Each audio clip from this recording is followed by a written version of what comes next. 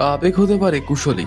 এই অধ্যায়ে আমরা বিস্তারিত আলোচনা করব আবেগ কিভাবে কাজ করে। আবেগের পেছনে মেকানিজম বা পদ্ধতি সম্পর্কে জানতে পারলে এদেরকে আরো কার্যকরীভাবে কাজে লাগানো যাবে। প্রথমে একটি কথা জানা দরকার, আবেগ যায় এবং আসে। এই মুহূর্তে হয়তো আপনি নিজেকে সুখী ভাবছেন, পর মুহূর্তে বিষাদে ভরে গেল মন। যখন আবেগের ওপর কিছুটা নিয়ন্ত্রণ চলে আসে, আপনি তাদের আনপ্রেডিক্টেবল প্রকৃতি সম্পর্কে জেনে যাবেন। সবসময় যদি সুখী হতে চান, পারবেন না। আবেগ নিয়ন্ত্রণ করে আপনাকে একটি কথা মেনে নিতে হবে যে এটি হলো ক্ষণস্থায়ী। আবেগকে ঝেড়ে ফেলে দিতে শিখতে হবে। আপনি মানসিকভাবে যতই শক্তিশালী হন না কেন, দুঃখ, শোক, হতাশা আপনার জীবনে লেগেই থাকবে। তবে একটি সময় এবং ক্রমাগত এটি ঘটবে না। মাঝে মধ্যে আপনার মধ্যে হতাশা চলে আসবে, নিজেকে মনে হবে প্রতারিত, অনিরাপদ, ক্ষুব্ধ অথবা লজ্জিত। নিজের ওপর আপনার সন্দেহ চলে আসবে, আপনি যা হতে চান তেমনটি হতে পারবেন কিনা ভেবে সন্দেহ জাগবে। এসব অস্বাভাবিক কিছু নয়, কারণ এরকম আবেগ মনের ভেতরে আসে আবার চলেও যায়। আপনার নেতিবাচক আবেগ খারাপ কিংবা অনর্থক নয়। নেতিবাচক আবেগের কারণে আপনি নিজেকে মানসিকভাবে দুর্বল বোধ করতে পারেন। এমনও ভাবতে পারেন আপনার কোনো সমস্যা হয়েছে। আপনার মন যাই বলুক না কেন, আসলে আবেগগুলো এতটা খারাপ নয়। আবেগ আবেগই, এর বেশি কিছু নয়। আপনি হতাশায় ভুগছেন, তার মানে এই নয় যে 3 সপ্তাহ আগে যে সুখী মানুষটা আপনি ছিলেন তার থেকে একবারে তলায় পড়ে গেছেন। এই মুহূর্তে বিষণ্ণতায় ভুগবার অর্থ এই নয় যে কখনো ভাবতে পারবেন না। একটা কথা মনে রাখবেন, আপনি আবেগকে যেভাবে ব্যাখ্যা করবেন, এবং নেতিবাচক আবেগ কিন্তু কাজেও আসতে পারে। মাঝে মাঝে শীর্ষে ওঠার জন্য পাহাড়ের খাদে নামতে হয়। পৃথিবীর সবচেয়ে কঠিন মানুষগুলো কিন্তু হতাশায় ভোগে। ইলন মাস্ক কোনোদিন ভাবেননি তিনি মেন্টাল ব্রেকডাউনের শিকার হবেন, কিন্তু তিনি তা হয়েছিলেন। পরে আবার সুস্থ হয়ে অবস্থায় ফিরে এসেছেন। ফিয়াসিকে হারানোর পর আব্রাহাম লিঙ্কন মাসের পর মাস বিষণ্ণতায় ভুগছেন। তাই বলে এই নেতিবাচক আবেগ প্রায়ই কোনো না কোনো উদ্দেশ্য পূরণ করে। একে ওয়েক আপ কল হিসাবে দেখা যেতে পারে। তবুও আপনাকে নিজের সম্পর্কে কিছু ইতিবাচক দিক শেখাতে সাহায্য করে। তবে নেতিবাচক আবেগের পাল্লায় পড়লে অনেক কিছুই উজ্জ্বল দৃষ্টিপাত কঠিন হয়ে দাঁড়ায়। যদিও চোর পালালে বুদ্ধি বাড়ার মতো আপনি আবেগকে চিনতে পারবেন, সেটা দুঃখের আবেগ হলেও।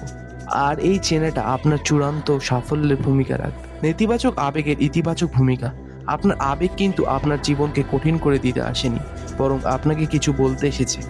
আবেগ ছাড়া আপনি বড় হয়ে উঠতে পারবেন না। নেতিবাচক আবেগকে শারীরিক ব্যথার সমান কিছু ভাবুন। ফিজিক্যাল পেইন বা শারীরিক ব্যথা শক্তিশালী একটি সংকেত পাঠিয়ে বলে শরীরের কোথাও কিছু একটা ফচকট হয়েছে।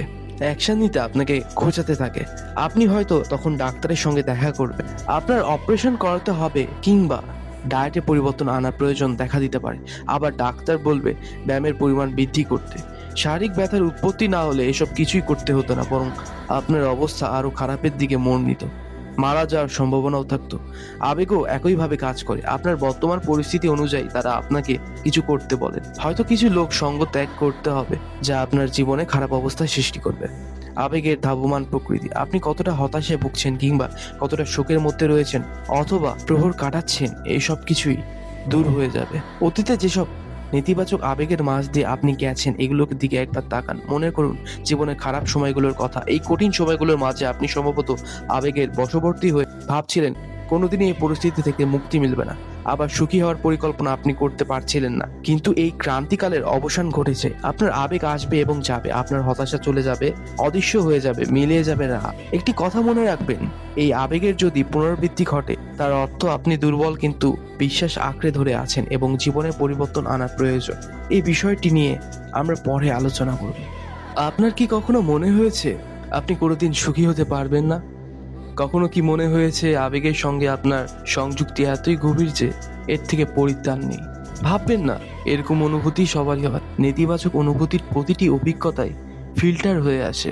বাইরের পৃথিবী যেমনটাই থাকুক না কেন, আপনার আবেগ অনুভূতির ওপর ভিত্তি করেই আপনার অভিজ্ঞতা হবে একবারই ভিন্ন রকম। যেমন ধরুন, বিষণ্ণতায় ভুগবার সময় যে খাবারই খান না কেন বিষাদ ঠেকেছে, যে ছবি দেখুন না কেন ভালো লাগে না, কিংবা যে কাজেই হাত দেন না কেন করতে মন চায় না। আপনি সবকিছু নেতিবাচক দিকগুলো দেখেন, নিজেকে খুব অসহায় এবং ফাঁদে পড়া প্রাণীর মতো ঠেকেছে।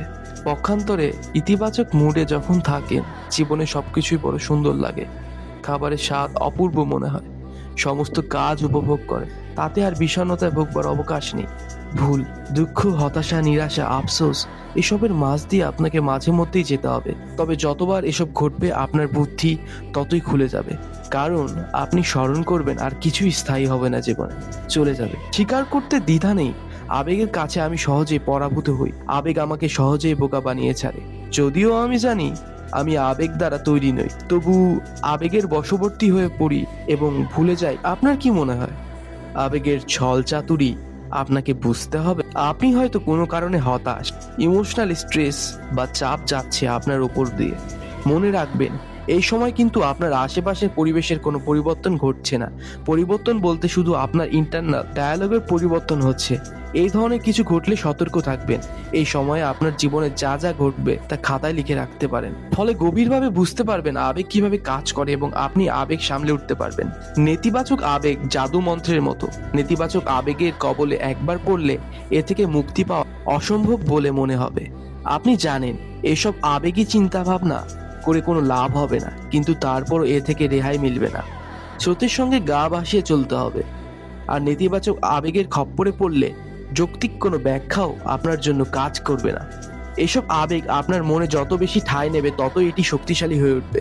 যেমন আপনি হয়তো ভাবছেন আপনি খুব একটা কমের না, তখন এই ভাবনাটা মাথায় আসা মাত্র আপনাকে লজ্জা, ভয়, অপরাধ বোধ এবং ইত্যাদি অনুভূতি পেয়ে বসবে। এর কারণ হল নেতিবাচক এসব আবেগের আগে আপনার অভিজ্ঞতা এসেছে, এগুলো স্বয়ংক্রিয়ভাবে সাড়া দিয়ে থাকে। আবেগের বিশোধক ক্ষমতা। আপনার আবেগ জীবনের প্রতি আপনার দৃষ্টিভঙ্গিতে বহুলাংশে প্রভাব রাখতে পারে। ফলে আপনার আচার আচরণ হয়ে উঠতে পারে ভিন্ন রকম। আপনি যখন ইতিবাচক অবস্থায় থাকেন তখন আপনার ভেতরে প্রচুর এনার্জি বা শক্তি থাকে। আর এই শক্তি আপনাকে যা দেয় তা হলো আপনি যাই করেন না কেন তাতেই খুঁজে পান আত্মবিশ্বাস। নতুন কাজে ঝাঁপিয়ে পড়তে পারেননি নিঃসংকোচে, যা আপনার জীবনে উন্নতি ঘটাবে। আপনার কমফোর্ট জোন বা নিরাপদ বলয় ত্যাগ করা কিংবা ছেড়ে আসার ক্ষমতা আপনি লাভ করবেন। কঠিন সময়ের জন্য ইমোশনাল রুম সংরক্ষণ করতে পারেন। সৃজনশীলতা বৃদ্ধি করা, মস্তিষ্কের উর্বর সব আইডিয়ার উন্মেষ ঘটে। ইতিবাচক আবেগের মধ্যে সহজেই প্রবেশ করা যায়। আপনার মন যখন নেতিবাচক আবেগ দখল করে নেয় আপনার শক্তিও তখন কমে আসে। ফলে যা ঘটে আপনার ভিতরে আত্মবিশ্বাসের ঘাটতি দেখা যায়। ফলে আপনি যাই করেন না কেন সবকিছু প্রভাব রাখে। আপনি কোনো একটি কাজ করতে চাইলে এতে মোটিভেশনের অভাব ঘটে। আপনি আপনার কমফোর্ট জোন বা নিরাপদ আশ্রয় থেকে বেরিয়ে আসতে চান না এবং নতুন কোনো চ্যালেঞ্জের দিকে উৎসাহ বোধ করেন না। আর ভিডিওটি ভালো লাগলে শেয়ার করতে ভুলবেন না। দেখা হবে পরের ভিডিওতে। ধন্যবাদ।